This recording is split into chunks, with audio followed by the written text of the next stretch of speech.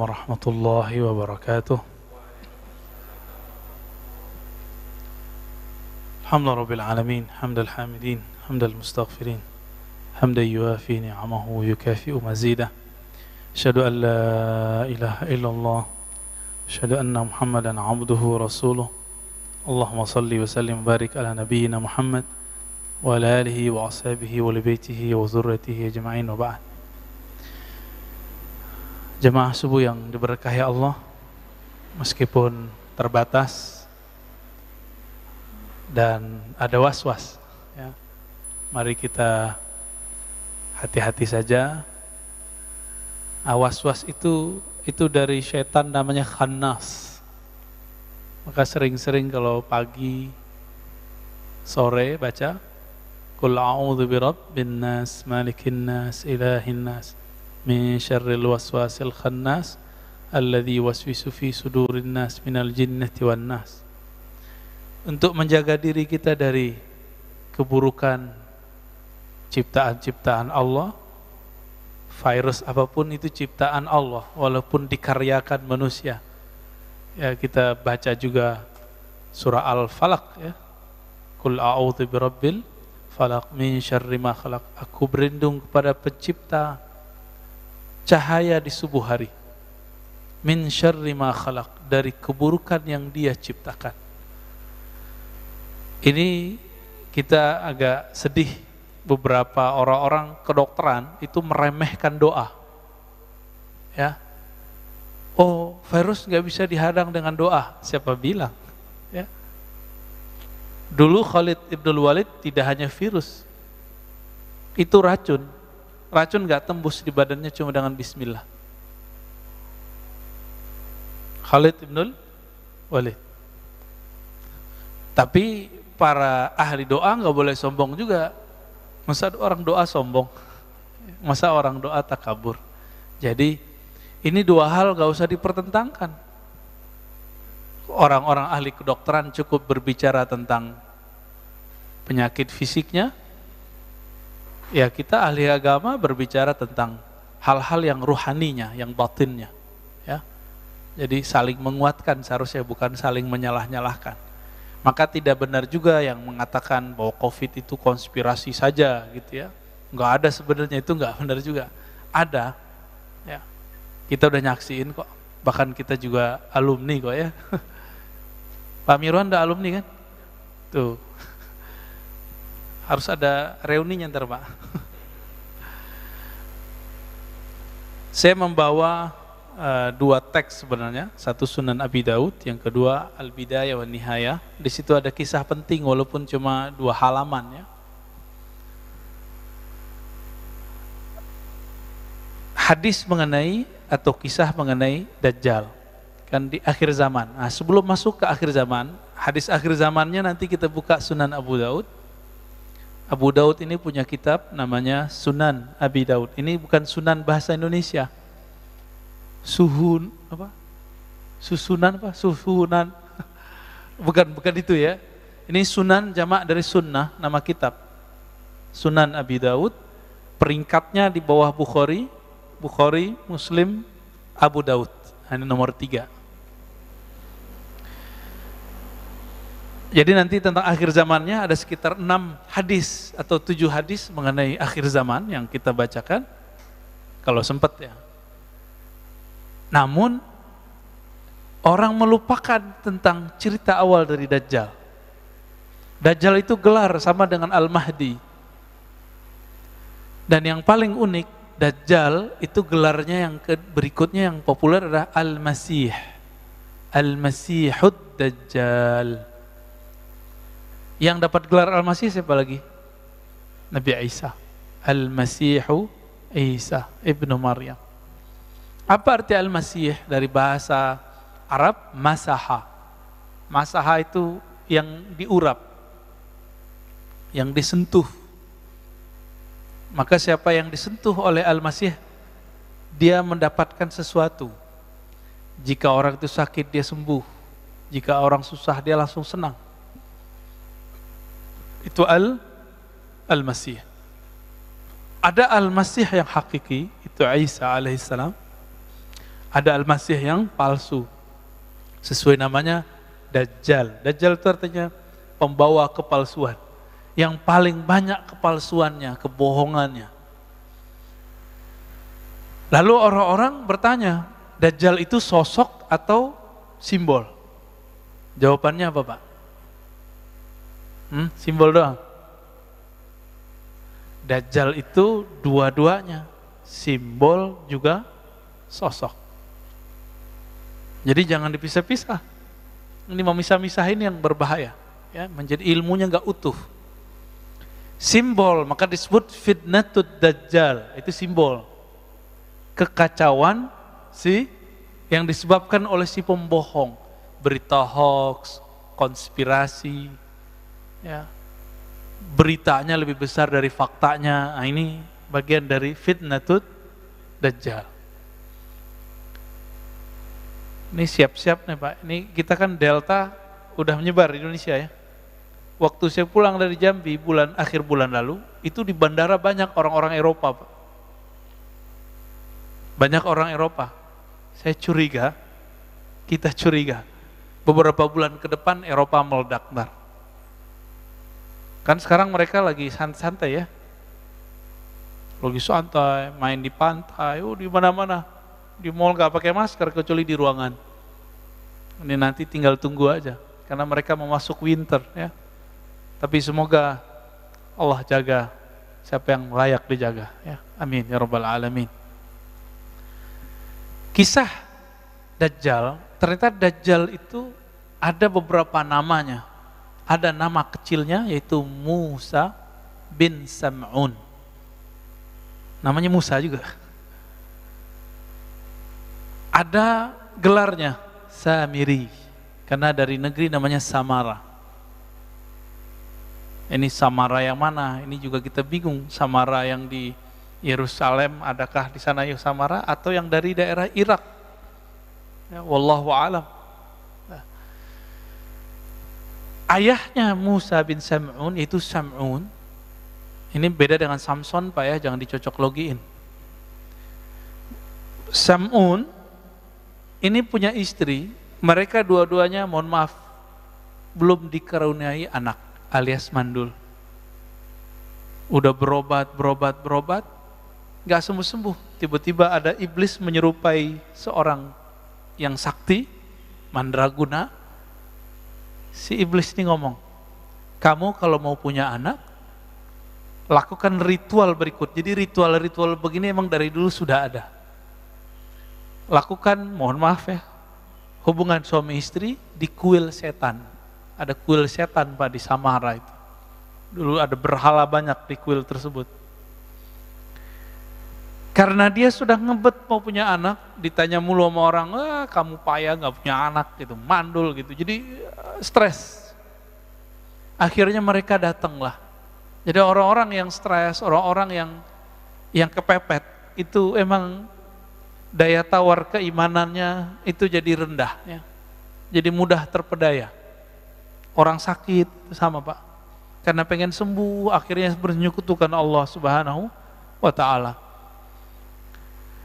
Datanglah ke sana lalu melakukan apa yang disarankan si dukun iblis itu.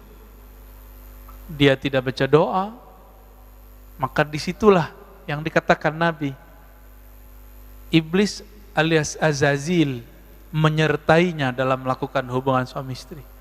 Hamillah perempuan, tapi itu bukan anaknya Sam'un. Zahirnya anaknya Sam'un, batinnya anak Azazil atau iblis. Azazil ini iblis yang dulu goda Nabi Adam Pak. Udah tua itu iblisnya. Namanya apa tadi? Azazil, cakep ya namanya. Jangan dikasih ke anak Pak ya. Azazil gelarnya iblis. Jadi dalam bahasa tertentu ada nama, ada gelar.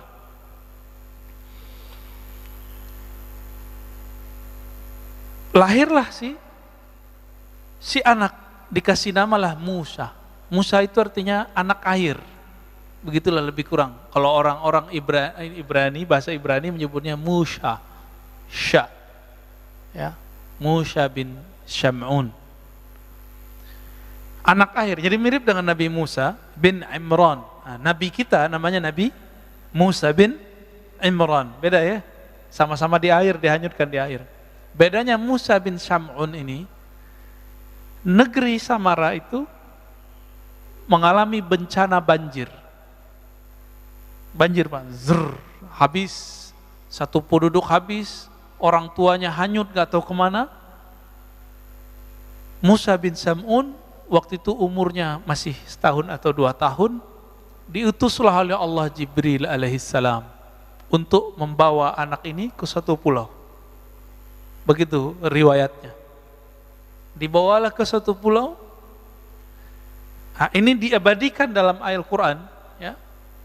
Dalam Al-Quran surat Al-A'raf, surat Toha, ya. Di ayat berapa ini ya? 96 kali ya. 96 apa 97. Qala basurtu bima lam yabsuru bih faqabattu qabdatan min atharir rasul fanabastuha wa kadzalika sawwalat li nafsi. Apa kata Samiri? Nanti kan gelarnya Samiri. Ketika ditanya oleh Nabi Musa, ada apa dengan Musa Samiri? Kok kamu bisa bikin berhala bisa ngomong? Kata dia apa? Basurtu bima lam yabsuru bih. Aku dapat melihat yang mereka tidak bisa lihat. Nah, siapa yang dilihat oleh si Musa bin Sam'un alias Samiri? Jibril. Jadi Jibril alaihissalam diutus oleh Allah untuk mengajar dia. Ini persis seperti dulu ketika terjadi bencana alam semesta, kiamat pertama di bumi. Hancurlah itu karena kelompok jin Banul Jan, itu mereka menghancurkan bumi Pak, melakukan kerusakan, membunuh. Dulu jin itu, jin Banul Jan namanya, itu kelompok yang lebih tua dari iblis sekarang ini. Itu mereka di bumi bertubuh fisik Pak, ada jasadnya, melakukan kerusakan di muka bumi, maka Allah kiamatkan bumi. Kiamatnya kiamat kecil.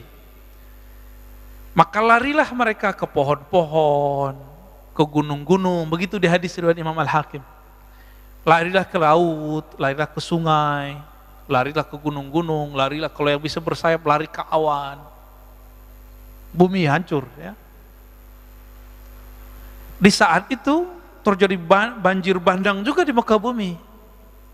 Allah utus juga Jibril untuk menyelamatkan anak jin namanya Azazil. Persis ceritanya. Ya, ini bukan dongeng loh Pak ya. Jangan antum tuduh aneh dongeng, ini kajian hadis, kajian riwayat. Tapi ada yang Israiliyat, ada yang tidak. Karena ini sumber cuma ada di Israiliyat, kita ambil Israiliyatnya. Ada yang tidak Israiliyatnya, ya nanti yang hadis Abu Daud tadi. Maka Azazil ini yang mendidik siapa? Sama. Jibril juga diajarinlah zikir, berzikirlah dia. Berhasil naik langit 1, berhasil langit 2, itu ribuan tahun si Azazil berzikir. Sampai kemudian ke langit ke-7 dan diizinkan kemudian menjadi penjaga surga. Menjadilah dia selevel dengan malaikat. Si Azazil. Jadi mirip-mirip cerita Sun Gokong ya? Beda Pak. Ya, cuma kalau ada mirip-mirip barangkali dulu emang ajaran-ajaran yang ada di China itu emang inspirasinya dari sini juga. Ya. Diizinkanlah Azazil memimpin ibadah ahli surga. Di belakangnya malaikat, dia di depan. Tinggi nggak tuh posisinya? Nah itu si Azazil. Yang dia kemudian punya anak-anak jasad namanya Musa. Atau alias Samiri, gelarnya Dajjal. Itu dia. Jadi orang itu ada nasab jasad, ada nasab batin. Ini nasab batinnya dia. Maka kalau menikah harus baca ya, belajar tuh doanya biar nanti nggak kerasukan. Kerasukan tuh nggak mesti kesurupan ya. Kerasukan setan ketika kita bersyahwat tapi tidak dengan nama Allah Subhanahu wa taala. Pendek cerita, dibawalah Samiri, Musa bin Sam'un Samiri ke satu pulau, diajarkan dia. Itu Samiri, ini jarang riwayat menyebutkan. Dia itu susah jalan, Pak. Jadi perkembangannya itu lamban. Maka di hadis Abu Daud ini disebutkan ya, bahwa Samiri itu qasirun ya. Inna Masihad Dajjal rajulun qasirun afhaj ja'dun a'war matmusul ain laisa bina ti'atin wala jahra ya.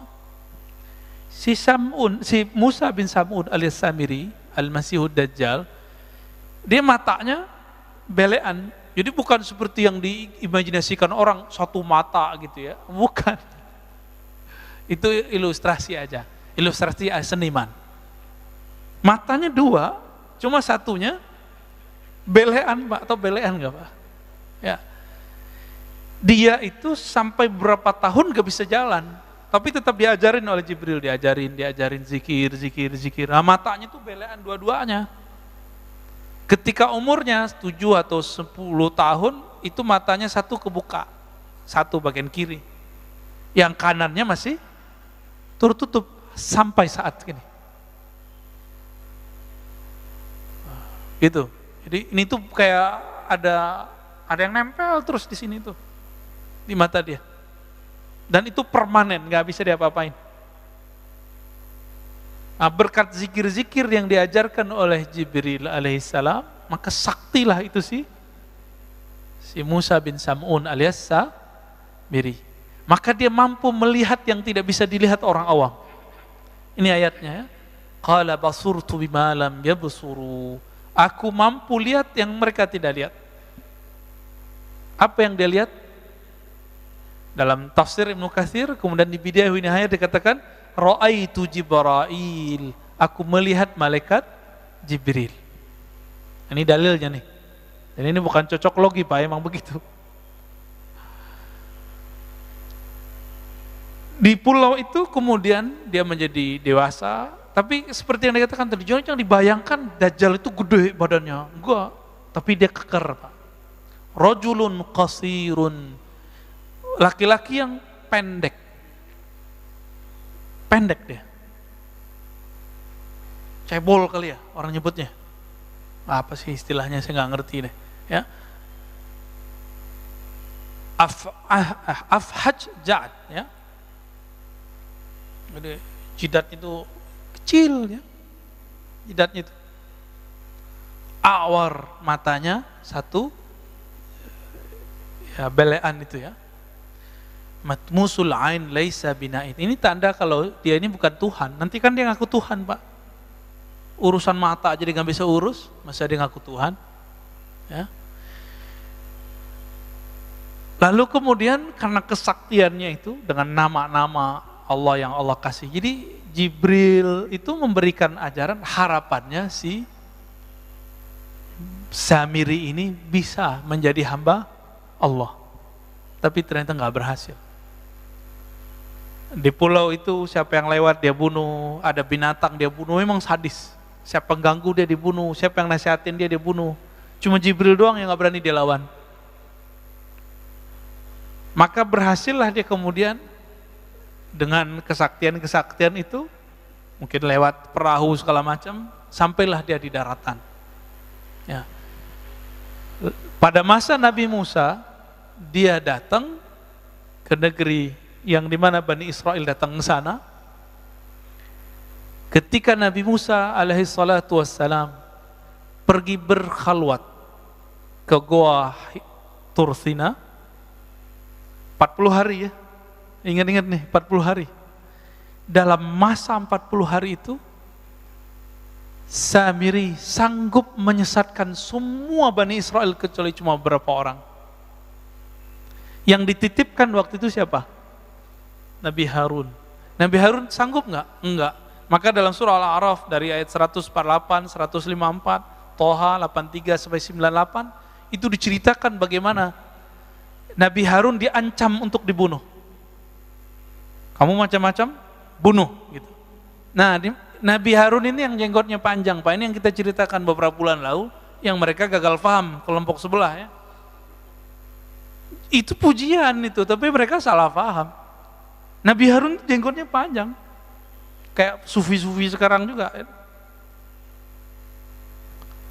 Juga ini panjang, Pak. Ya. Ini yang sekarang dipakai oleh Yahudi Ortodok. Ya, Pak, itu penghinaan. Di mana saya menghinanya? Karena mereka memotong dan niatnya emang ingin memfitnah kita. Tapi ya sudah, kan saya udah maafin, Pak, dan saya minta maaf. Ya. Untuk apa keras-kerasnya? Tapi mereka tetap bully, ya biarin aja. Kita nggak ada urusan. La nakhafu laumata laim. Kita nggak takut dicaci maki. Itu diajak debat sedikit sama teman saya langsung diblokir. Kita dicaci maki tiap hari, nggak ada kita blokir, kita biarin aja. Ya. Kecuali ngomongnya kasar-kasar, jorok-jorok, ini kita nggak hiraukan. Ya. Ya. Ini udah muncul nih. Ini hati-hati, Pak, ya. Di dalam diri kita ada sisi apa? Binatang ternak, ada sisi sifat binatang buas. Kalau ada orang, kalau lagi tengkar, ngomong jorok itu di dirinya lebih dominan sifat binatang ternak. Ngerendahin orang, cari makan lu, gitu ya. Mau terkenal lu, gitu. Ya. Nggak fitnah, nggak makan. Nah ini tanda, isi perutnya cari makan, cari makan, cari makan. Jadi dia kalau mandang orang, ceramah, dikira cari makan. Emang kita nggak punya kerjaan. Ya. Emang kita pengangguran, dituduh-tuduh begitu. Ini karena karakter itu. Bapak jalan nih, ngelihat ada orang laki perempuan jalan, Pak. Terus kita mikir, wah, habis mojok nih. Otak kita yang jorok, Pak. Otak kita jorok, kita tuduhkan kepada orang. Jadi sebenarnya kita lagi membaca diri sendiri. Nah, hati-hati di situ ya. Kalau karakternya buas, wah, ini cari lawan terus. Kata-katanya kasar, anjing lu, ya, bunuh lu. Tuh kalimat-kalimat begitu. Kalau bahasanya dominan syaitan di dalam dirinya, bahasanya pakai dalil-dalil, tapi habis itu diplesetin, dalil plesetin. Teks-teks, hujah-hujah, kitab-kitab digunakan untuk mencaci maki. Nauzubillah min dzalik. Ya. Kita dari dulu dicaci maki, kita biasa aja. Cuma mengatakan seperti itu jadi ramai. Ya sudahlah ya.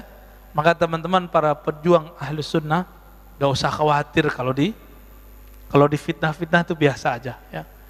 Nah, ini bagian dari fitnatut Dajjal. Teman-teman yang melakukan Allah. Lalu Nabi Harun yang jenggotnya panjang, yang sekarang dilestarikan oleh Yahudi Ortodoks, ya, berarti bagus dong jenggot ini. Bagus sebenarnya. Itu kemudian ditarik jenggotnya oleh Nabi Musa. Itu ada di surah Al-A'raf itu ya. Apa kemudian kata Nabi Harun? Ya. Wahai Musa, aku diancam bunuh oleh mereka. Nah, memang dari dulu ngancam-ngancam bunuh nih, turunan-turunan mereka nih, Pak. Ini gayanya begitu. Ayak tulu nih ya. Mereka ngancamku dengan pembunuhan. Ini gayanya dari dulu. Maka Nabi Harun pun tidak berdaya. Maka Nabi Musa alaihissalam memerintahkan kepada mereka untuk tobatnya dengan bunuh diri. Nah, coba perhatiin. Yang syirik tobatnya bunuh diri. Giliran datang ke Samiri, apa kata beliau? Ma khatbuka ya Samiri. Fama khatbuka ya Samiri. Begitu dalam surat Thaha. Kok giliran ke Samiri ngomongnya lembut-lembut amat? Karena Nabi Musa faham yang punya hak mengalahkan Samiri bukanlah beliau, tapi umat Nabi Muhammad SAW lewat tangan Nabi Isa alaihissalatu wassalam. Oh, berarti siapa yang membunuh Samiri? Nabi Isa. Nah, ini ceritanya di situ, Pak. Karena Samiri tahu ajalnya ada di tangan Nabi Isa. Oke, berarti kan? Karena Samiri sadar bahwa ajalnya ada di tangan Nabi Isa, maka dia membuatlah penipuan, konspirasi pertama terhadap Nabi Isa. Itulah terjadi pembunuhan terhadap sosok yang mirip dengan Nabi Isa. Jadi dia nyamar jadi murid Nabi Isa. Kenapa? Karena dia tahu dalam suratan takdir yang diperlihatkan oleh Allah melalui Jibril, yang membunuh kamu nanti adalah Al-Masih Isa. dia ingin membunuh Nabi Isa karena ingin merubah jalan takdirnya. Itu Pak. Jadi yang coba-coba merubah jalan takdir ya pengikut Samiri. Jangan coba-coba. Mirip-mirip ya. Orang-orang yang menentang jalan takdirnya, inilah Samiri. Berhasil nggak dia? Ketika dia menjebak Nabi Isa, berhasil nggak dia? Dia nggak berhasil. Yang dibunuh, yang disalib siapa? Dalam tradisi kita loh ya, riwayat kita, Yudas Iskariot. Meskipun dalam agama Nasrani, itu yang disalib tetap Nabi Isa. Nah itu urusan perbedaan faham lah ya. Namanya beda agama ya, beda faham. Beda mazhab aja beda faham, masa beda agama nggak boleh beda faham ya. Nah ini versi kita loh ya, versi kita. Bahwa Nabi Isa tidak disalib. Nah, ayatnya kan jelas ya. Innama syubbiha, sesungguhnya hanya diserupakan dengannya. Ya. Diserupakan dengan Nabi Isa. Wa ma salabuhu, mereka tidaklah menyalib Nabi Isa, tapi hanya diserupakan. Nah itu mainannya sih Samiri. Ini otaknya cerdas Pak. Sekelas Nabi Isa bisa dijebak, maka murid Nabi Isa cuma 11. Inilah yang disebut Hawari. Yang mengikuti ajaran Nabi Isa lewat jalur yang 11, ini baru benar. Sampai datang Nabi Muhammad SAW. Di luar jalur itu bukan ajaran Nabi Isa. Ya, Nabi Isa tidak pernah mengajarkan untuk menyembah dirinya. Dia menyembah Allah Subhanahu Wa Taala. Itu bisa kita buktikan di kitab-kitab terdahulu dan kitab-kitab yang diturunkan kepada kita. Nabi Isa mengajarkan la ilaha illallah. Kita bisa cek ya, kitab terdahulu yang berbahasa Arab tulisannya la ilaha illallah. Nabi Isa disunat nggak Pak? Nabi Isa disunat. Apalagi Nabi Isa sholat. Nabi Isa mirip sekali yang diajarkan Nabi Muhammad SAW. Tidak berhasil membunuh Nabi Isa. Nabi Isa kemudian diangkat. Wa rafi'uka ilai. Meskipun ada penafsiran Nabi Isa sudah diwafatkan, inni mutawaffika wa rafi'uka ilayya. Di sini kata kuncinya, bahwa mutawaffi, wafat dalam bahasa Arab ada artinya tertidur, ada artinya disempurnakan, ada artinya kematian. Dari mana kita tahu bahwa Nabi Isa di situ tidak diwafatkan dalam arti kematian? Karena ada lafaz setelahnya wa rafi'uka ilayya. Sesungguhnya aku mewafatkan engkau hai Isa dan mengangkat engkau kepadaku. Itulah yang ditemui oleh Sayyidina Muhammad SAW di langit. Waktu Isra Mi'raj, benar? Ketemu ya? Waktu sholat di Masjidil Aqsa itu beliau juga hadir. Ketika naik ke langit ketemu lagi Nabi Isa alaihi salatu wassalam. Jadi benar gak Allah ada di langit? Adanya para nabi pada di langit Pak.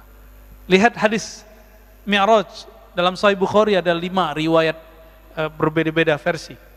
Tidak ada satupun yang menyebutkan bahwa Allah di langit. Yang ada adalah ruh-ruh para nabi, orang-orang suci ada di langit. Yang ngaku-ngaku nyantri di langit, ketemu gak sama Nabi? Kalau enggak jangan ngaku ya. Kan ada nih orang ngaku, saya nyantri belasan tahun di langit. Ya, tinggal kita cek aja.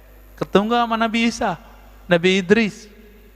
Karena syaitan gak bisa menyerupakan diri dengan para nabi. Karena dalam diri para nabi itu ada nur kenabian, nur Muhammad sallallahu alaihi wasallam. Teman-teman yang melakukan Allah, lalu apa yang terjadi pada Dajjal ini, Samiri ini? Tiba-tiba hilang aja beritanya Pak. Dia kira tugas dia selesai karena dia menganggap sudah membunuh Nabi Isa. Ternyata belum. Dapat kabar lah dia belum. Hilanglah riwayat tentang itu. Baru muncul kemudian riwayat Imam Muslim, Tamim Ad-Dari. Dia ini pelaut. Jadi pelaut di zaman Rasulullah, ini ada beberapa sahabat, salah satunya Tamim Tamim Ad-Dari. Tamim Ad-Dari bercerita bahwa beliau terdampar di satu pulau dan ketemu sosok berbulu. Nah, maksudnya pendek, berbulu, keker gitu. Dan dia sedang dirantai. Ada makhluk namanya Jasasah yang membawa dia. Jasasah ini binatang melata yang kemudian ngajak dia ketemu. Dilaporkanlah pengalaman itu kepada Nabi dan Nabi membenarkan itulah si Dajjal. Dan di riwayat-riwayat yang lain, memang sahabat-sahabat tertentu dikirim oleh Rasulullah ke pulau tersebut. Cuma riwayatnya tidak sampai derajat sahih ya. Jadi sahabat-sahabat yang diutus melihat itu. Berarti di zaman Rasul, Dajjal dibelenggu Pak, di satu pulau. Di mana pulaunya? Bukan di segitiga Bermuda Pak. Itu pulau dia, tapi itu bukan di situ. Pulau dia Pak, tapi bukan di situ ya. Jangan cocok logi. Tapi namanya kok Bermuda Pak ya, kayak bahasa Melayu ya. Bermuda.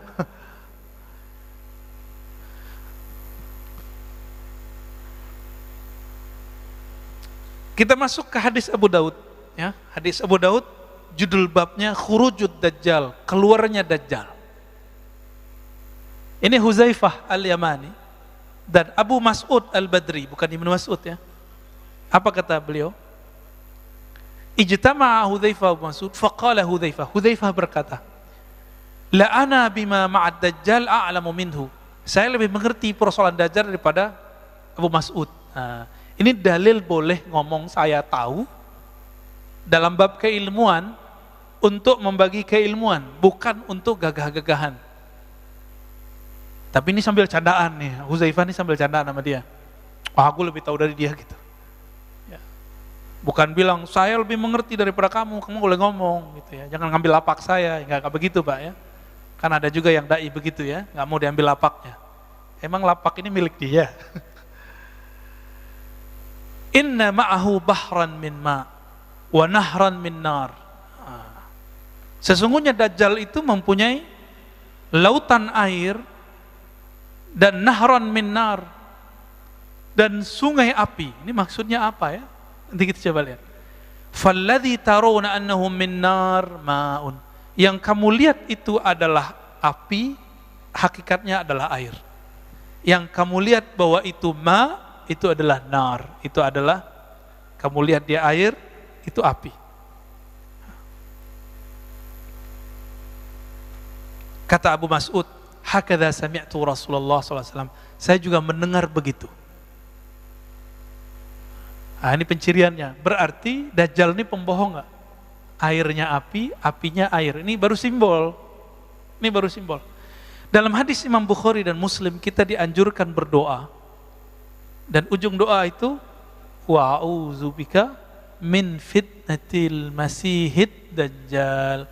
Aku berlindung kepadamu dari fitnah kekacauan al-masih ad-dajjal. Ini jelas, ini lafaznya. Fitnah. Fitnah itu ada pra kemunculan, ada saat kemunculan. Masih ingat tadi saya menyebutkan 40 hari Nabi Musa, dia sanggup menyesatkan Bani Israel padahal ada Nabi Harun, ada Nabi Yusha. Tapi sanggup dia kemudian menyesatkannya. Karena kesaktian dia itu tidak ada pada Nabi Harun. Nabi Harun bukan bertinggal sakti, tapi dia nggak diberi kelebihan itu. Nabi Musa pun tidak boleh mengeksekusi Samiri, Dajjal. Lalu di akhir zaman Nabi mengatakan, berlindunglah kamu dari fitnah Masih Dajjal. Karena itu lama Pak. Fitnah Masih Dajjal ini sudah dimulai dengan virus-virus ini. Ini analisa Al-Habib Al-Adni. Ya, kita bisa lihat kajian-kajian beliau, ulama Yaman, temannya Habib Umar, namanya Habib Abu Bakar Al-Adni. Ternyata ini disepakati oleh banyak ulama, begitu juga masyayikh saya, dan saya sepakat dengan itu. Bahwa virus corona ini awal daripada fitnatut Dajjal. Apa arti fitnah tadi? Kekacauan. Kacau nggak di negara? Kacau Pak. Ya, nggak ada negara yang aman dari corona, nggak? Ada nggak? Nggak ada. Brunei, tar lagi Pak, semuanya kena. Semoga aja nggak terlalu parah gitu. Semuanya kena, Pak. Nggak ada negeri kecuali kena semua. Puncaknya nanti ada musibah kelaparan nanti, ya. Ketika negara utang, bayar, beli vaksin, vaksin udah jadi Tuhan sendiri. Kita dengan kaget mendengar beberapa kaum intelektual yang ngerti agama ngomong, virus ini bisa diselesaikan hanya dengan satu hal, vaksin. Walah, jadi musyrik dia tuh. Ya. Bung Karno ketika memerdekakan negeri ini, dia menyebut dengan rahmat Allah. Walaupun dia berjuang habis-habisan, masuk penjara, keluar penjara, diasingkan, dia nggak mengatakan hanya dengan cara berjuang, enggak. Dia memulai dengan atas nama Allah. Itulah simbol kewalian Bung Karno. Ini orang lupa nih. Kita lupa kan?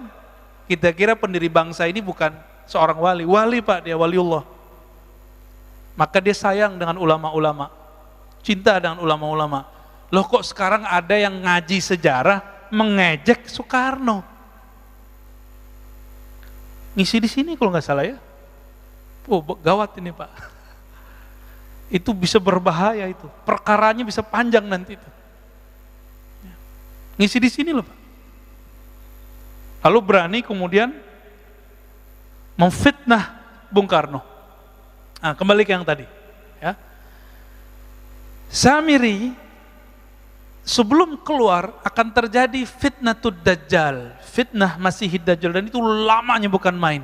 Puncaknya nanti adalah kelaparan yang berkepanjangan.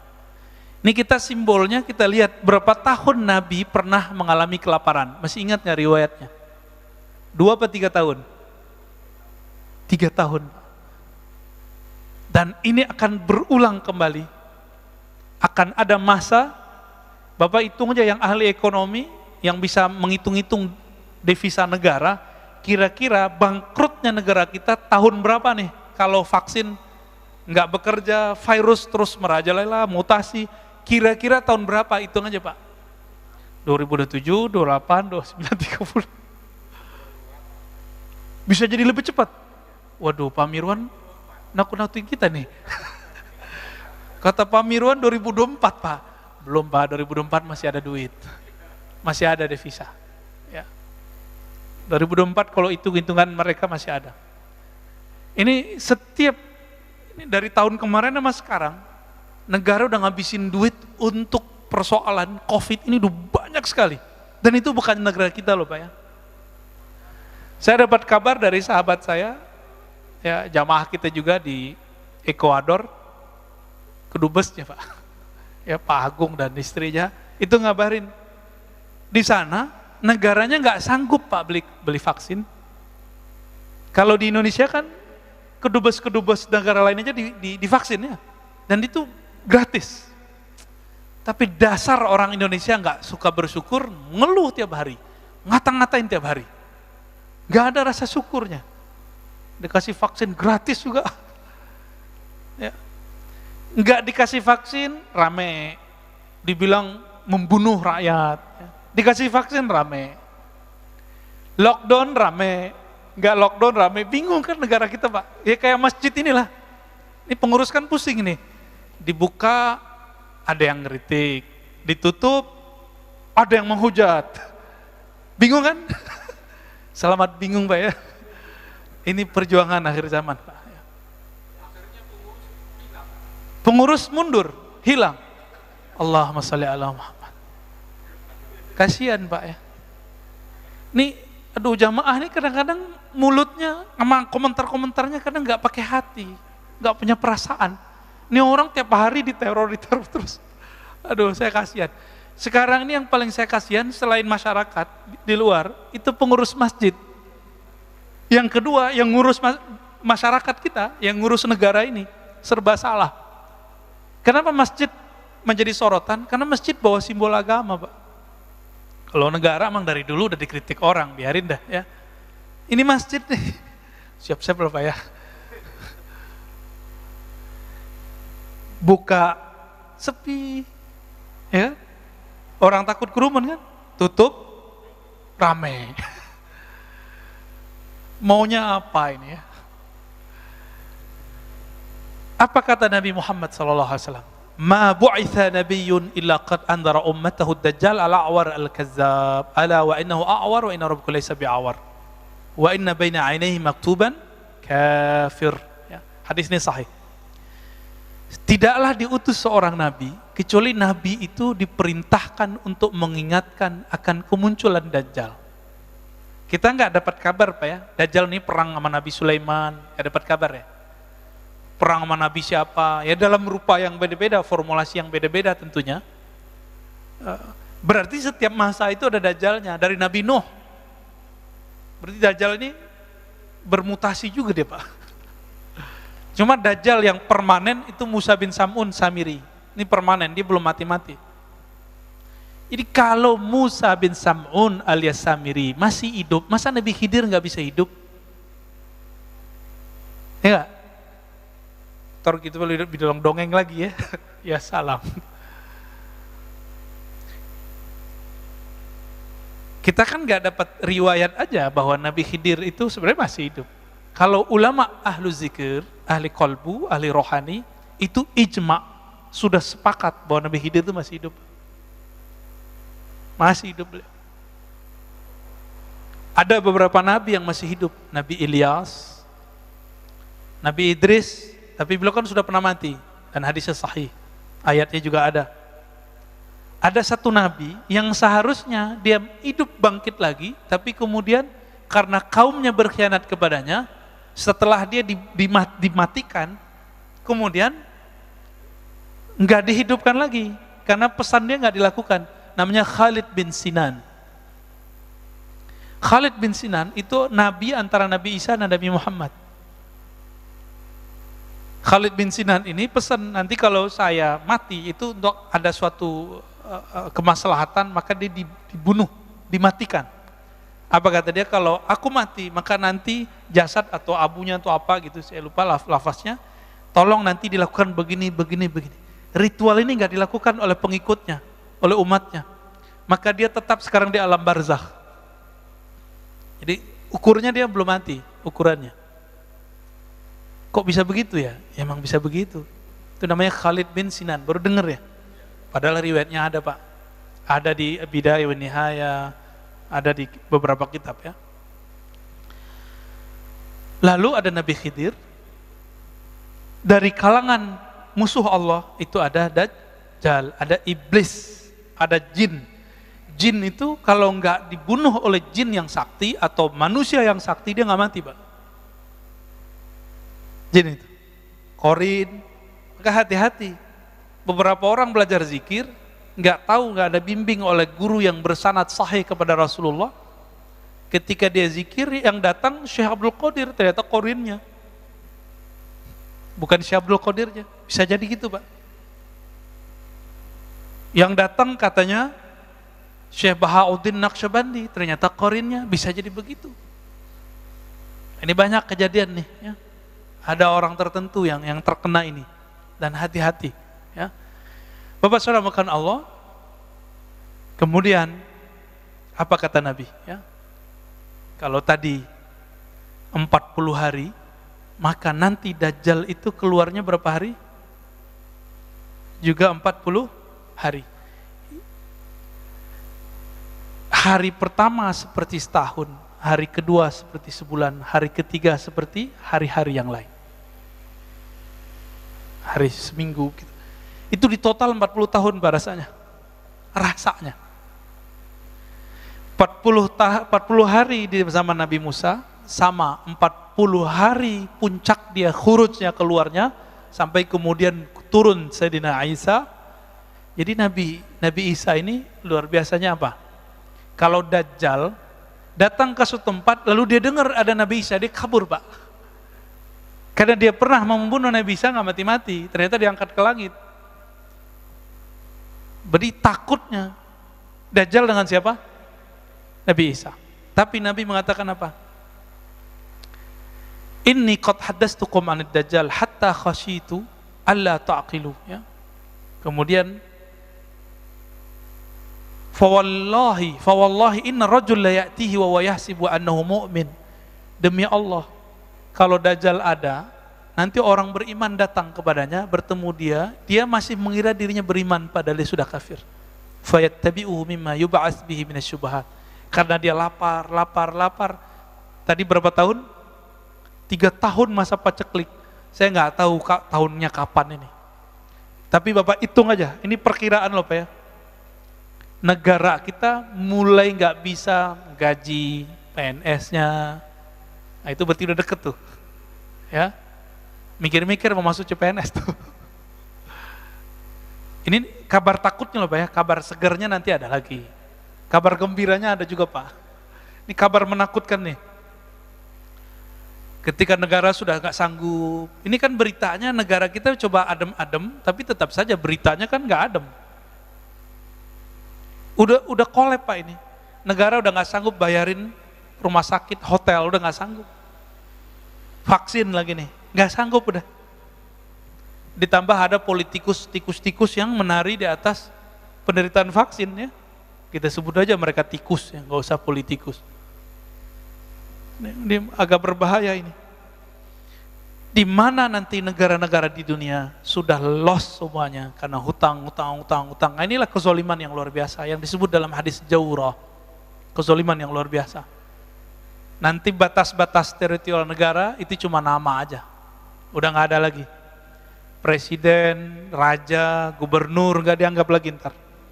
Itulah awal paceklik puncak di alam semesta. Seperti terjadi di masa Rasulullah 3 tahun nanti 3 tahun. Setelah itu baru muncul 40 hari Dajjal keluar. Tapi nggak usah khawatir. Kalau ada Dajjal berarti ada Al-Mahdi. Kalau ada Al-Mahdi berarti ada Nabi Isa. Al-Mahdi mau sholat Pak. Ada di satu masjid mau sholat di daerah Syam. Mau sholat tiba-tiba Nabi Isa turun dari Babul Lut, namanya dalam hadis ini disebutkan dari Babul Lut. Dia ada di dalam riwayat ini. Indal manaratil bayda syarqiyyah Dimashq faydrikuhu inda Babil Lut. Al-Mahdi di dalam masjid mau sholat, turun Nabi Isa. Nabi Isa ketika datang dipersilakan jadi imam. Mau nggak dia jadi imam? Enggak. Kenapa? Al-Mahdi lebih pantas jadi imam. Loh kok bisa?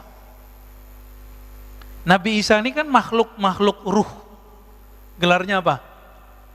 Ruhullah. Gelarnya Nabi Isa. Karena dia nggak ada bapaknya Pak. Maka tidak ada campuran syahwat dalam dirinya. Ini Nabi Isa. Nabi Isa ini kalau memandang sesuatu yang terlihat bukan fisik, yang terlihat batin Bapak ini isinya apa?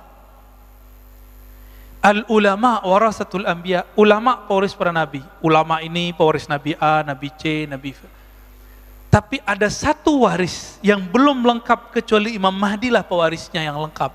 Nabi Muhammad sallallahu alaihi wasallam. Jadi Nabi Isa, ini rahasianya nih hadis tadi, hadis Bukhari Muslim itu. Kenapa beliau nggak mau jadi imam? Ketika dia memandang sosok Al-Mahdi, yang terpandang oleh dia adalah nur Nabi Muhammad SAW dalam diri Al-Mahdi, lengkap. Walaupun sosoknya bukan Nabi Muhammad, tapi nur yang terpanjang dalam dirinya, nur, enggak berani dia jadi imam. Dan Nabi Muhammad sudah menurunkan derajat semua Nabi yang turun setelah dia. La nabiyya ba'di, tidak ada lagi Nabi setelahku. Jadi Nabi Isa ketika turun pangkatnya bukan Nabi, walaupun beliau seorang Nabi. Dia jenderal bintang 4, tapi jabatannya udah nggak ada, kira-kira gitu. Paham ya? Nabi Khidir, jenderal bintang 4, tapi jabatannya udah nggak ada. Dia sebagai Wazirul Mahdi, Wuzaraul Mahdi, penasehat Imam Mahdi. Kenapa? Imam Mahdi itu pewaris lengkap sempurna, sangat sempurna Nabi Muhammad sallallahu alaihi wasallam. Kira-kira begitu. Jadi terlalu mulia kalau Dajjal dibunuh oleh pewaris Nabi Muhammad. Jadi siapa yang bunuh dia? Cukup Nabi Isa. Pedangnya nanti Imam Mahdi yang ngasih, Pak. Ini dikasih ke Nabi Isa. Kok Nabi Isa bisa bunuh? Selama ini nggak bisa terbunuh. Ada rahasianya. Rahasia itu belum boleh dibongkar. Ya, ada di beberapa kitab disembunyi-sembunyikan. Ya, nyempil-nyempil ada. Kenapa? Dajjal yang sangat sakti mandraguna itu tidak terbunuh-bunuh, nggak mati-mati. Ada rahasia dia dan ada kelemahan dia. Nah, itu rahasianya dipegang oleh mereka, ya, para aulia-aulia Allah itu. Jadi kita sabar-sabar aja, Pak, ya. Jadi ke depan mohon maaf, ini bukan kabar gembira. Jangan berharap virus ini hilang. Jadi jangan berdoa, ya Allah angkat virus, itu nggak sopan. Allah menghendaki virus ini berkembang untuk menguji kita semua. Panik, musyrik atau bagaimana? Semoga kita nggak panik, semoga kita tidak musyrik. Nanti tambah ke depan tambah sulit, Pak, tambah sulit, tambah sulit. Yang nggak sanggup minta wafat aja sebelum itu. Ya. Tapi yang mau berjuang, ayo minta panjangkan umur ya Allah, jadikan kami berjuang dengan Imam Al-Mahdi, pewaris engkau di akhir zaman. Amin. Mau, Pak, ya? Mau lah. Tapi ada satu kata kunci, nanti kita bahas di bab Al-Mahdi. Siapa Al-Mahdi itu? Al-Mahdi sekarang udah muncul belum? Ini saya sering ditanya mengenai sosok namanya Muhammad Al-Qasim Al-Bagistani. Ini kita jawab sekarang, Pak, ya. Muhammad Al-Qasim ini salah satu orang yang bening kolbunya sehingga mendapatkan mimpi-mimpi yang bagus. Nabi mengatakan bahwa ru'yal mu'min, ya, juz'un minan nubuwah. Mimpinya seorang mukmin itu menjadi satu bagian dari waris kenabian. Oke? Disebut dalam hadis la tabqa, ya, minan nubuwah, ya, tidak tersisa dari ciri-ciri waris kenabian di akhir zaman illa mubasyarat, kecuali kabar-kabar gembira lewat mimpi. Tapi ingat, Imam Mahdi itu penandaannya bukan mimpi. Imam Mahdi itu persis seperti Nabi Muhammad SAW. Waktu kecilnya dibeleh dadanya oleh Jibril. Pasin aja semua, apa yang kejadian pada Nabi Muhammad, kejadian sama beliau, udah gitu aja, Pak. Nabi Muhammad dibeleh gak dadanya, dibersihin gak? Tanya aja Muhammad Al-Qasim, dibeleh gak dadanya waktu kecil? Asli oleh Jibril gak? Gitu. Kalau enggak, berarti bukan beliau Imam Mahdinya. Beliau hanya mengabarkan, beliau dapat sinyal, gitu. Kan beliau nggak pernah ngaku sebagai Al-Mahdi sekarang, ya. Karena dia ngaku udah ketemu Allah ribuan kali, ketemu Nabi ribuan kali, kan. Ya nggak ada masalah sama kita. Itu mah dikit. Abu Yazid Al-Bustami setiap hari 70 kali dia bertemu Allah. Percaya, Pak?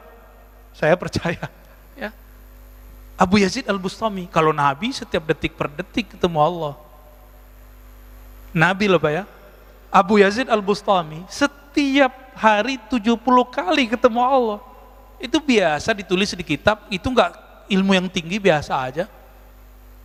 Kalau dihitung udah berapa ribu dia ketemu Allah itu. Enggak jadi Imam Mahdi itu Abu Yazid Al-Bustami. Abul Abbas Al-Mursi ketemu Nabi setiap saat, Pak. Gimana Bapak mau percaya ini? Kan dibilang dajjal lagi ntar sama orang, dongeng lagi ente gitu. Apa kata Abul Abbas Al-Mursi, murid Imam Abul Hasan Syazili, gurunya Ibnu Athaillah Sekandari pengarang Al-Hikam, yang kitabnya kita ganti hari ini dengan Sunan Abu Daud. Ya. Requestnya antum tuh Mas Adit tuh, ya. Apa kata Abul Abbas Al-Mursi? Kalau aku tidak memandang Rasulullah setiap detik, setiap nafas, maka aku kafir. Enggak jadi Imam Mahdi itu dia. Jadi Imam Mahdi enggak Abul Abbas Al-Mursi? Enggak. Maka saya yakin jika Muhammad Al-Qasim ini wali Allah, jika dia wali Allah, ya, dia tidak akan ngaku dirinya Al-Mahdi. Ya. Kalau dia mimpi, dia mendapatkan kabar masa depan, itu namanya ilmul maqadir, ilmu masa depan. Itu baru satu pencirian Imam Mahdi. Dan tentara Al-Mahdi sama. Mimpi-mimpi begitu biasa, Pak, sama wali. Wali Allah itu biasa ngelihat masa depan.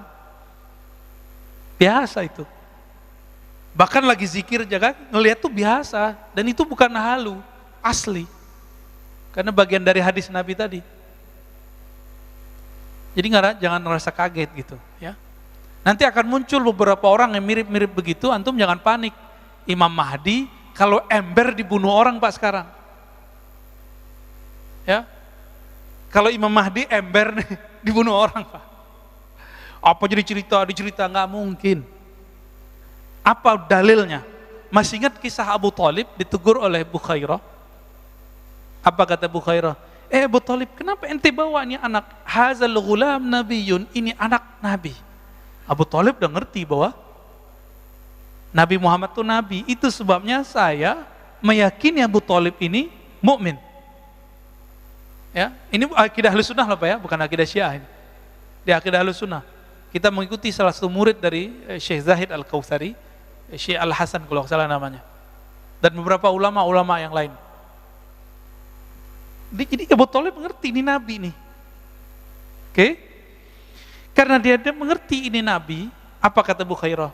Jangan bawa ini orang. Kalau ketahuan ada tanda nubuat dalam dirinya, yaktuluhul Yahud, akan dibunuh oleh Yahudi yang sekarang kita sebut Zionis. Dibunuh pasti Pak. Ya mungkin sekarang nggak tahu nama intelijennya apa gitu ya, Mossad ke apa saya nggak ngerti deh ya. Pasti dibunuh Pak. Nggak mungkin dibiarin. Jadi kalau ada sekarang Imam Mahdi ngaku Mahdi, pastikan dia bukan Imam Mahdi. Di-upload lagi di YouTube ya kan? Kacau itu. Ada di Parung satu Pak ya. Kopiahnya hitam lagi kayak saya, kan lucu Pak. Ntar kita aja jadi Mahdinya ya. Bapak saudara makan Allah. Dajjal adalah sosok Musa bin Sam'un yang kemudian disebut Samiri, yang dulu Nabi Musa tidak punya hak mengeksekusinya karena dia tahu yang punya hak eksekusi adalah umat Nabi Muhammad. Itulah sebabnya Nabi Musa berdoa, ya Allah jadikan aku nabinya umat Muhammad. Enggak, kata Nabi Muhammad sallallahu alaihi wasallam. Terus gimana? Kalau gitu jadikan aku umatnya Nabi Muhammad. Maka nanti akan ada pewaris Nabi Isa di kalangan umat Nabi Muhammad. Jadi ulama tapi batin dia mewarisi Nabi Isa. Melalui orang inilah Nabi Musa berjuang. Kira-kira begitu. Nabi Musa di alam lain, dia di alam nyata. Dan saya tutup dengan sebuah hadis ya, diriwayatkan oleh Imam Abu Daud. Nabi SAW ini juga ada dalam riwayat yang sahih, mengatakan, iyakhruj wa ana fikum fa ana hajijuhu dunakum. Seandainya Dajjal itu keluar, lalu aku bersama kalian, fa ana hajijuhu dunakum, maka aku yang langsung menjadi hujjah yang akan menjaga kalian, menyelamatkan kalian. Wa iyakhruj, tapi kalau dia keluar, walastu fikum, aku tidak ada bersama kamu. Nah, ini kata-kata kunci nih Pak. Famru'un hajiju nafsi, maka seseorang hendaklah berjuang dengan dirinya sendiri. Wallahu khalifati ala kulli muslim, aku serahkan kepada Allah urusan hamba-hamba yang muslim. Ini kata kunci. Apa kata Nabi? Jika dia keluar, aku ada bersama kamu. Itulah Al-Mahdi Pak. Ya, itulah yang disebut Al-Mahdi. Yahruj fa'ana wa ana fikum fa'ana hajiju. Jika dia keluar, aku bersama kamu. Mungkin gak Nabi berandai-andaiannya salah?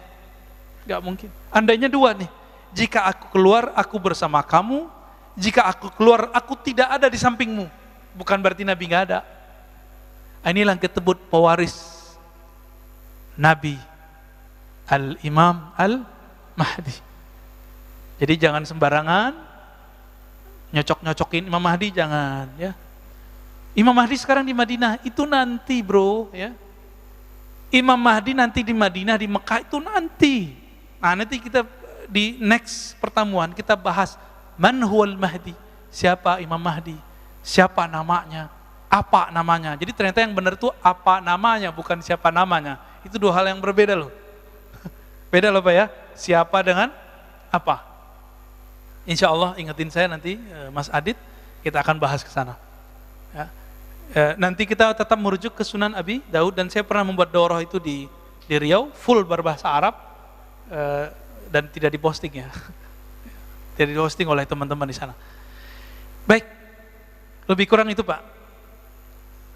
Saya rasa cukup. Ada diskusi? Waduh, Pak Dokter nih. Maaf Pak Dokter ya. Jangan clash Pak ya. Ada cross otoritas tar. Tafadhol Pak.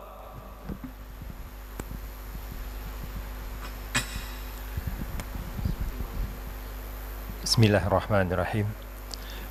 Ini super menarik Pak Ustadz, terima kasih atas kupasannya. Semoga kita tunggu seri selanjutnya. Ya. Pertanyaan saya pertama bahwa kisah ini atau proses runtutan yang akan terjadi berdasarkan tinjauan sunnah ya. Ini semoga kita terhindar dari fitnah Dajjal. Pertanyaannya adalah apa yang kita harus lakukan ya? Dengan kita mengetahui ini, kemudian apa yang kita harus perbuat tadi, menyelamatkan diri sendiri dan seterusnya ya. Untuk bisa tadi kita tidak menjadi kemudian jadi kafir, musyrik dan seterusnya begitu Ustaz. Itu satu pertanyaan. Yang kedua tadi saya lihat ada hal yang saya kurang nyambung ya, terkait dengan Samiri tadi tidak berhasil membunuh Nabi Isa. Kemudian dia takut kalau Nabi Isa turun. Artinya dia tahu bahwa dia tidak membunuhnya. Jadi artinya tadi dikatakan bahwa dia mengatakan bahwa dia sudah membunuhnya, padahal diserupakan. Okay. Nah, saat Isa mau turun, dia lari, dia takut. Artinya apa? Artinya dia mengetahui kemudian itu seperti apa. Terus kemudian bahwa Isa itu tadi bukan jasad, jadi ruh, ya, jadi fisik. Beliau punya jasad. Jasad, tetapi sebenarnya tadi sisinya adalah sisi ruh. Pertanyaan saya, apakah ini tidak menselisih bahwa ayat yang mengatakan bahwa penciptaan Adam dan Isa itu sama? Ya, mohon penjelasannya Pak Ustaz. Bagus. Terima kasih. Itu aja dulu Pak Ustaz. Pertanyaannya Pak. Alhamdulillah. Yang pertama, kalau udah begini ceritanya kita mau ngapain gitu ya? Nabi pernah berkalam, tapi jangan dipahami secara harfiah ya. Man hafizah ya, asyara ayat min suratil kahfi usima min fitnatid dajjal. Ini satu versi, tapi di versi kedua awakhir, siapa yang hafal permulaan 10 ayat dari surat Al-Kahf, di riwayat Imam Abu Daud tapi jalur Hisham. Karena lewat jalur Hisham Dustuwai ini gelarnya Amirul Mukminin fil hadis. Maka saya mentarjih, menguatkan, maka versi Hisham yang lebih sahih. Apa itu? Awakhir, akhir surat Al-Kahf. Ya? Khawatim, ya, khawatim surat Al-Kahf. Penutup surat Al-Kahf. Jadi 10 ayat terakhir. Ternyata intinya, coba Bapak lihat, inti dari surat Al-Kahf itu ayat terakhirnya Pak. Siapa yang menginginkan pertemuan dengan Allah, ya, maka janganlah menyekutukannya sama sekali. Fitnah Dajjal itu, lapar itu biasa Pak. Orang dibunuh itu biasa. Yang paling bahaya adalah musyrik. Kemusyrikan apa? Karena masalah lapar tadi. Lalu Dajjal kan datang. Ketika Dajjal nggak senang dengan suatu penduduk, suatu negeri, maka dia tahan tidak turun tuh hujan. Itu kan sakti kan Dajjal. Nggak tahu pakai alat canggih dia atau pakai asma kita nggak tahu. Ketika orang udah kelaparan, tidak ada tumbuhan yang tumbuh 3 tahun Pak lamanya.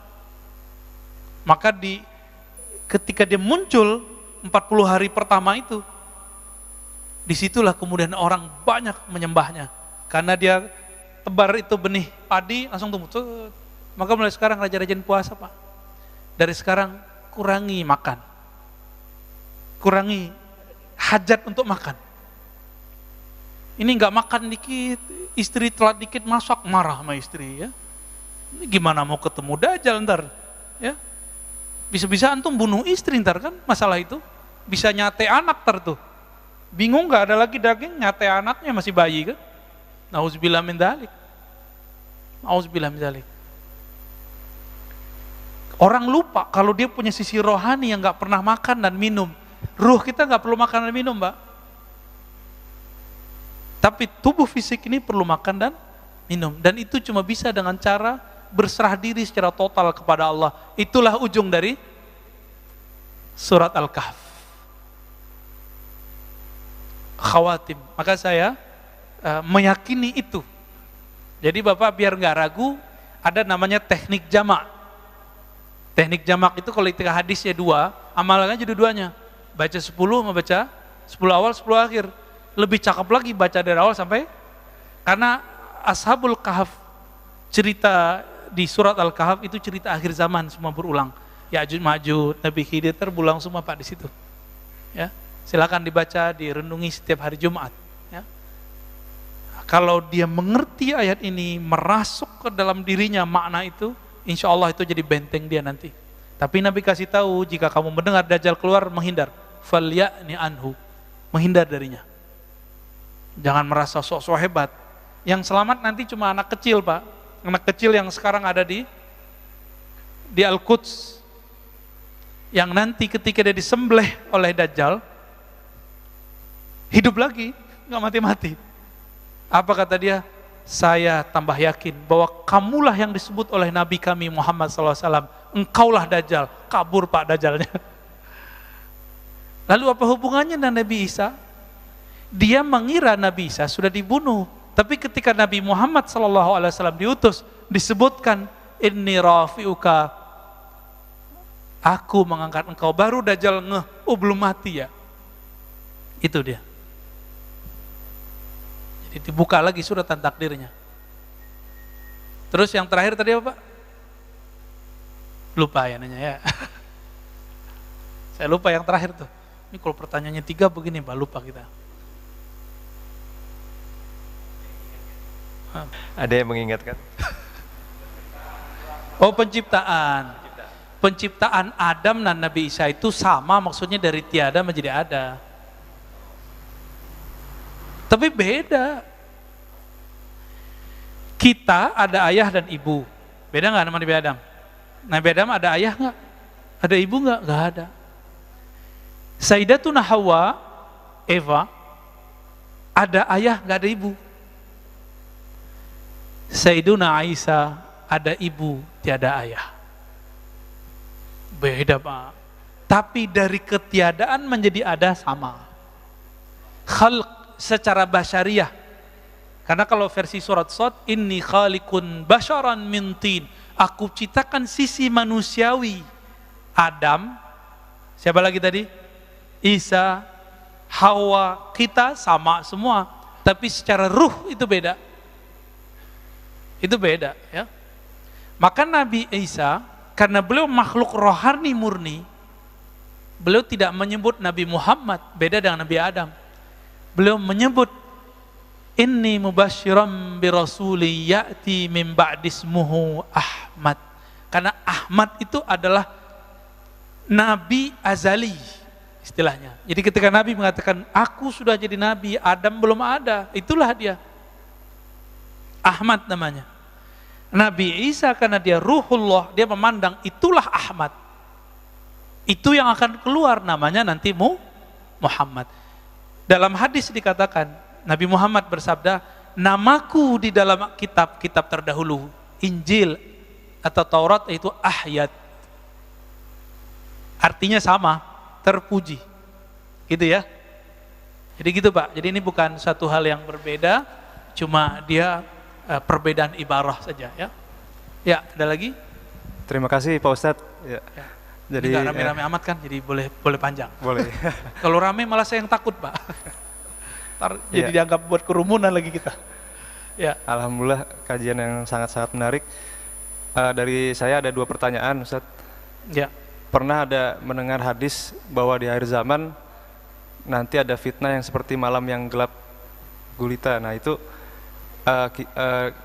kami ingin mengetahui apakah betul itu untuk posisi kami sekarang seperti itu, atau ada penjelasan lebih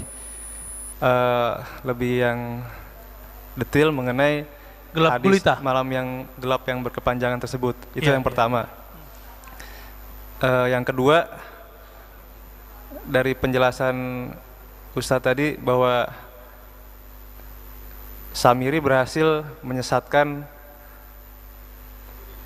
umat Nabi Musa yang sudah istilahnya diajari dan dikader bertahun-tahun lamanya. Dengan mudahnya hanya ditinggal 40 hari mereka semua menjadi sesat. Karena tadi Samiri mempunyai kemampuan yang tidak dimiliki oleh yang lain. Dia bisa mempunyai kemampuan melihat alam gaib dan juga mempunyai ilmu yang canggih istilahnya. Nah, apakah betul nih kalau kita samakan, maksudnya ada penjelasan lebih ilmiahnya? Kita lihat zaman sekarang bahwa dari umat Nabi Muhammad sendiri mulai tidak meyakini sunnah-sunnahnya. Yang pertama, kita juga disuruh pakai masker, tidak bisa tersenyum. Maksudnya senyum itu kan sunnah Nabi. Lalu yang kedua juga kita sholat berjarak. Jadi seperti ada pengetahuan yang dia mengetahui bahwa cara untuk memisahkan umat muslim daripada sunnah-sunnahnya itu kok seperti mirip dengan cara-caranya dia menyesatkan umat Bani Israel zaman dahulu. Nah, bahkan Masjidil Haram sendiri yang Nabi Muhammad SAW pernah kita dengar dari guru kita Habib, bahwasanya Nabi Muhammad SAW tidak pernah melarang orang bertawaf di Masjidil Haram baik siang ataupun malam. Sekarang terjadi, dilarang dan dibatasi. Nah, apakah betul ini suatu kebetulan atau emang ada penjelasan ilmiahnya bahwa ya memang ini hanya Samir yang mengetahui teknik-teknik atau ilmu pengetahuan yang canggih yang bisa memisahkan umat dari ajaran nabinya sendiri gitu. Taib. Terima kasih. Assalamualaikum warahmatullahi wabarakatuh. Assalamualaikum. Ini antara ilmiah dengan cocok logi gak mirip-mirip, Pak. Jadi kita harus hati-hati bener. Gak boleh tergelincir di sini. Yang pertama tadi tentang lupa lagi. Hadis zaman malam yang gelap berkepanjangan. Itu pertanda bahwa secara harfiah saja dulu, nggak usah secara maknawi, akan ada masa tidak ada energi sehingga kita punya cahaya gini, Pak, nggak ada. Gelapnya. Bapak masih ingat gak zaman-zaman dulu, Pak, masih muda, masih kecil. Itu rasanya kalau malam tuh lama nggak? Lama sekali. Saya walaupun di kampung saya itu orang udah punya listrik, tapi saya kan di pojok, Tanjung namanya, kita nyebut Tanjung. 500 meter kuburan, Pak. Jadi rumah kita satu doang di situ. Yang lain udah dapat, tapi tiang listrik gak bisa masuk ke tempat kita. Ketika orang-orang udah punya listrik, saya gak ada. Itu setiap kali malam saya kalau baca buku tuh ya sedihnya kalau bukan main. Pakai lampu teplok itu, damar ya, taruh. Mata sakit itu, Pak. Tapi saya terus baca. Saya kalau ingat tuh bisa nangis. Ingat ibu saya, ingat ayah saya itu saya bisa nangis kalau ingat itu. Dan rasanya lamanya bukan main. Nanti ditambah dengan kondisi seperti itu, ditambah kondisi psikologis. Ini kapan berakhir? Jadi 40 hari, 40 malam itu nanti itu enggak ada lagi tuh cahaya. Bahkan 3 tahun yang paceklik itu udah mulai, Pak. Udah mulai susah makanan, susah energi. Orang mulai perang di mana-mana, perang bunuh-membunuh. Ya, sebelum itu terjadi, nanti banyak ulama-ulama jadi khawarij. Berarti dia bukan ulama beneran toh. Kafir mengkafirkan, bunuh membunuh, caci mencaci. Jadi sekarang caci mencaci ini awal, Pak. Ini awal munculnya tentara-tentara Dajjal. Karena nanti targetnya satu, bunuh membunuh sesama muslim. Jadi jangan heran nanti tentara Dajjal itu pakai kopiah, pakai serban, pakai baju koko, pakai baju Islami. Tapi dia ngorok para habaib. Karena mereka nggak percaya ada habaib. Ngorok ulama-ulama waliullah. Jadi jangan heran nanti, Pak. Sekarang kalau ada kelompok gak percaya ada habaib, hati-hati. Hati-hati itu. Itu udah awal-awal itu muncul. Padahal Nabi menjamin bahwa keturunannya pasti selamat, pasti ada. Pasti langgeng.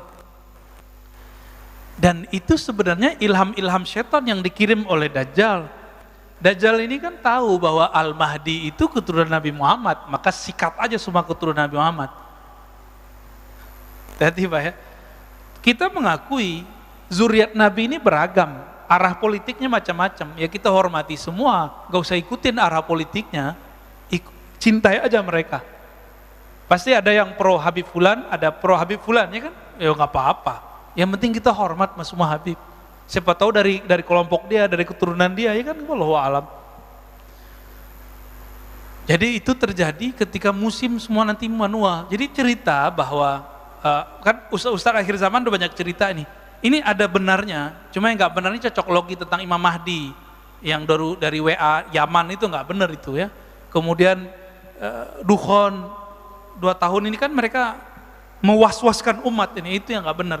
Mereka cabut saja sedikit cocok logi itu, udah lurus tuh mereka itu udah nggak ada masalah sebenarnya.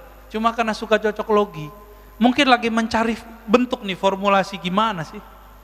Ya kalau nggak kenal ciri-ciri Imam Al-Mahdi yang batin, cuma kenalnya yang zahir, jidatnya begini, hidungnya begini, antum bingung. Habaib dari dulu yang jidatnya lebar banyak, yang hidungnya mancung banyak. Jadi kalau pencirian Imam Mahdi zahir, lewat antum. Pencirian Imam Mahdi itu bukan lewat itu, tapi lewat yang tadi. Iyakhruj wa ana fikum fa ana hajijuhu. Jika dia keluar, aku bersama kamu. Ini aku bersama kamu ini yang penting. Aku ada di antara kamu. Kenali ciri-ciri pewarisnya ini. Sekarang belum kelihatan Pak. Kalau sekarang obral beliau Al-Mahdi ya lewat, dibunuh ntar. Ya, yang aku Mahdi jadi tangkap-tangkapin sekarang, enggak. Minimal disidang sama MUI, sama Jawa, macam-macam lah. Terus yang kedua tadi tentang adakah ini memang agenda dari Dajjal, orang sholatnya udah pisah-pisah gitu ya, pakai masker, padahal kita harus senyum. Jangan jauh ke sana. Jangan ke sana. Nanti antum tengkar sama Pak Dokter nanti. Penanya pertama, sama kedua ntar tengkar Pak. Ini itu kalau versi usul fikih dan fikih disebut dengan sadduz zari'ah. Apa arti sadduz zari'ah? Sad menutup, zari'ah ya, penghalang ya. Maksudnya preventif. Supaya udara yang bervirus itu nggak nyebar kepada saya, kita jaga jarak plus pakai masker. Gitu. Oh saya sehat aja Ustadz, iya antum sehat, tapi kan bisa jadi UTG, gitu. Maka kita hormati orang-orang yang pakai masker di tempat yang bermasker. Di luar itu ya sudah nggak apa-apa. Ada beberapa masjid nggak ada pakai masker Pak, biasa-biasa aja. Tapi mereka di sana mati juga tiap hari biasa aja. Tiap pagi dari innalillahi wa inna, emang ada kok. Kita mau kasih tahu virus ini ada. Baik secara zahir ataupun secara batin, itu bisa dilihat. Secara zahir tanya dokter, secara batin tanya ahli-ahli rohani. Itu mereka bisa lihat. Jangan konyol seperti yang video itu diambil-ambil, emang begitu? Kiai ya? Mati kan? Karena sombong sih ya. Sombong itu, konyol. Gak bisa begitu ya. Gak tahu tekniknya, gak tahu jeroannya, spirit yang ada pada COVID, jangan coba-coba ya. Itu ilmu-ilmu para wali itu. Yang sekarang Allah masih sembunyikan Pak. Wali itu kalau wali Allah ngerti, mereka tidak akan meminta bencana itu Allah angkat. Mereka mengatakan kami ridho kepada takdir Allah. Nah, saya mau tanya Bapak ridho nggak? Ridho nggak nih COVID? Imannya benar. Lengkap sudah rukun imannya. Ini baru COVID loh Pak ya. Nanti ada zaman kelaparan, ridho nggak? Serius nih. Ingat-ingat lah ya kalau umur kita panjang, ada masa nanti susahnya bukan main. Siap nggak? Katakan rodi itu bila pegang perut nanti hilang Pak laparnya insya Allah. Nanti yang kenyang itu ruhnya, sisi rohaninya yang kuat nanti insya Allah. Nah nanti ada masa namanya masa islah al-mahdi, nanti kita jelasin ya. Kita buka Sunan Abu Daud, ada pembahasan menarik di situ tentang sosok Al-Mahdi. Ini kabar buruknya, nanti ada kabar gembiranya, kedatangan sang pembawa waris cahaya, Al-Imam Mahdi alaihi salatu wassalam. Jadi hindari saja kontradiksi dengan ilmu kedokteran ya. Tapi saya meminta juga tolong para dokter, hormati juga ulama yang mengajarkan doa-doa, zikir-zikir ya. Karena mereka memandang yang tidak dipandang oleh dokter, sebagaimana dokter memandang yang tidak dipandang oleh ulama. Saling menghormati. Ya Pak Dokter ya, sepakat ya? Baik. 6:30 Pak, kesemangatan kita. Satu lagi Ustaz. Di mana nih? Satu ya, lagi. silakan Pak. Ya. Bismillahirrahmanirrahim. Pertanyaan kami terinspirasi bahwa tadi Ustaz menyebutkan dengan rahmat Allah. Dengan rahmat Allah ada kemerdekaan dengan situasi yang sulit dan suatu harapan yang sangat baik. Dan kami juga pernah mendengar untuk masuk surga itu nggak cukup dengan ibadah yang kita lakukan, tetapi melainkan dengan rahmatnya Allah. Rahmat Allah. Nah, dan Nabi Muhammad juga tidaklah diutus kecuali sebagai rahmat. Nah, dalam situasi yang kondisi seperti ini, pandemi seperti ini, kejadian yang beraneka ragam dan sulit untuk diprediksi, apa makna dari rahmat Allah itu, bagaimana pengaplikasian daripada rahmat Allah, dan bagaimana juga cara kita supaya mendapatkan rahmat Allah tersebut. Terima kasih. Wassalamualaikum warahmatullahi wabarakatuh. Ini pertanyaan kolbu nih Pak. Makasih Pak pertanyaannya. Nabi disebutkan tidaklah engkau diutus kecuali rahmat bagi alam semesta. Tidak masuk surga kecuali dengan rahmat Allah, seperti hadis Bukhari. Lalu Allah menyebut dirinya Rahman Rahim, sumbernya rahmat. Lalu apa aplikasinya? Kata rahmat itu yang membuat Bung Karno jadi wali, itu kata rahmat itu Pak. Bung Hatta jadi wali itu karena rahmat itu. Pejuang-pejuang zaman itu Allah angkat mereka jadi wali, Allah, kekasih Allah, tidak semua loh Pak ya. Karena kalam itu. Jadi jadi wali Allah itu gampang-gampang susah. Mengerti rahmat Allah, jadi wali. Ada wali diangkat jadi wali Allah, karena dia melihat ada anjing, kedinginan di tepi jalan, dia pakai jaket mantel yang zaman-zaman orang Arab dulu. Dia keluarkan itu, dia lepas, diselimuti itu, si anjing. Dia kedinginan tapi anjingnya nggak kedinginan, dia selamatin di tempat yang berteduh. Allah angkat jadi wali. Ada perempuan di zaman Bani Israel, perempuan PSK, jadi wali karena dia memberi minum anjing. Lain nama mu'alaf yang itu ya, anjing mau ditabrak sama dia. Ya belum jadi wali dia Pak. Maka bagaimana aplikasi rahmat? Orang yang ada nur rahmatullah dalam dirinya, dia tidak pernah putus asa. Satu, kejadian begini nggak pernah putus asa.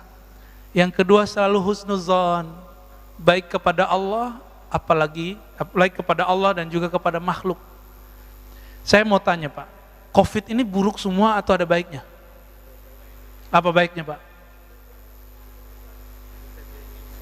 Jadi insaf, waduh bahasanya soleh banget. Kalau saya merasakan apa? Selama COVID, saya bisa belajar lagi. Saya bisa mentolaah lagi. Jadi kalau nggak ada COVID, saya nggak pernah ngaji hadis akhir zaman secara detail. Kalau nggak ada COVID, saya nggak belajar kitab Khatmul Aulia, pencirian-pencirian kondisi akhir zaman. Wali-wali akhir zaman ada di kitab Khatmul Aulia. Kalau nggak ada COVID, kita nggak bisa membahas tentang hal-hal yang harus dibahas semenjak hari ini, yaitu persoalan-persoalan ayat-ayat akhir zaman. Dan saya berguru lagi Pak, jadi selama COVID itu saya berguru lagi. Walaupun secara rezeki kita nggak semudah dulu, tapi ternyata rezeki kan nggak hanya materi. Ada rezeki namanya ilmu. Ada rezeki namanya rasa takut kepada Allah. Bapak setiap hari dengerin inna lillahi wa inna ilaihi rajiun, itu ada rasa takut gitu. Wah itu mahal itu Pak. Walaupun itu nyebelin juga kadang ya. Aduh, habis baca innalillahi lagi 5 kali sehari kadang. Ya, bikin kita shock. Tapi itu bisa menghilangkan cinta kepada dunia. Tapi nggak sedikit juga yang lagi sakit tambah sakit dia dengerin Pak. Jadi husnuzon, apa kata Nabi, la yamutanna ahadukum illa wa huwa yahsunuzanna billah. Jangan kamu mati kecuali kamu berbaik sangka kepada rahmat Allah. Bapak tahu kapan mati? Bisa setelah ini, bisa besok, bisa lewat COVID, bisa tabrakan, bisa nggak apa. Ada teman kita, Ustadz, habis makan kecekuk mati Pak, belum lama ini. Ada teman kita Ustadz, dakwah kemana-mana, pulang sakit kepala, tidur nggak bangun-bangun. Nggak kena COVID ya, nggak ada kena COVID, mati juga. Jadi Allah itu mematikan orang lewat COVID sama dengan mematikan orang dengan cara yang lain. Cuma beritanya yang gede-gede amat. Jadi saya sepakat kalau ada gerakan kurangi berita COVID, banyakin berita sembuh dari COVID. Ya, sepakat nggak Pak Dokter? Ini terapi Pak Dokter kita tanya. Jadi bagaimana caranya? Berbaik sangka setiap saat Pak. Ciri-ciri orang husnul khotimah, dia berbaik sangka. Dan masalahnya spirit jahat yang ada pada COVID ini membuat sifat buruk dan buruk sangka itu keluar pada orang. Maka coba lihat, mohon maaf, orang-orang kalau kena COVID itu ngomongnya nggak benar Pak, ngelantur. Itu secara kedokteran bisa dijelaskan Pak. Kalau oksigen kurang, orang ngelantur nggak Pak? Karakter buruk di dalam dirinya keluar semua. Semua kata-kata kasar, keluhan keluar semua. Tapi kalau di dalam kolbunya ada kebeningan, yang keluar nama Allah. Mumpung belum COVID Pak, tanam di kolbu ini rahmatullah. Berbaik sangka kepada Allah. Setiap pagi baca, nggak hafal bahasa Arabnya, bahasa Indonesia. Raditu billahi robba, aku ridho apapun kehendak Allah. Aku sehat, aku syukur, aku dapat bencana, dapat ujian, aku ridho. Ridho aja Pak. Itu dibisikkan setiap hari, pagi sore. Nanti Bapak kalau oksigen ini Bapak hilang, apa namanya Pak kalau oksigennya berkurang? Saturasi oksigennya 90, 80, 70, 60. Yang keluar tetap nama Allah, Allah. Ini kayak imam kita nih, imam kita yang Jumat kemarin. Sakit yang keluar apa? Quran aja kan. Karena batin dia isinya Quran. Tanya rahasianya tuh ke imam kita yang Jumat kemarin. Ya. Imam yang lain juga bingung kok dia bisa begitu. Ya kira-kira gitu Pak, tanam rahmatullah dalam diri. Itu yang ringkas Pak, kalau yang ribetnya banyak.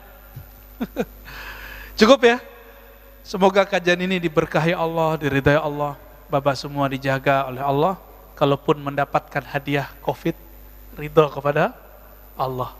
Radina billahi rabba wa bil islami dina wa bi nabiyina Muhammadin nabiyya wa rasulah. Ya Allah, kami ridho apapun kehendak-Mu. Kami hanyalah hamba-Mu ya Allah. Maka terimalah kami dengan penuh ridha-Mu ya Allah. Raditu billahi rabba, ya Allah kami ridha kepada Engkau, Engkau sebagai Rabb kami yang mengatur hidup kami. Wabil islami dina, dengan Islam agama penyerahan diri, agama yang berhusnuzan, berbaik sebagai Engkau sebagai agama kami. Wabi nabiyina Muhammad nabiyya wa rasulah, dan sebagai sosok Muhammad, sosok Nabi Muhammad adalah Nabi yang kami ikuti, Nabi yang berkasih sayang, Nabi yang selalu berbaik sangka.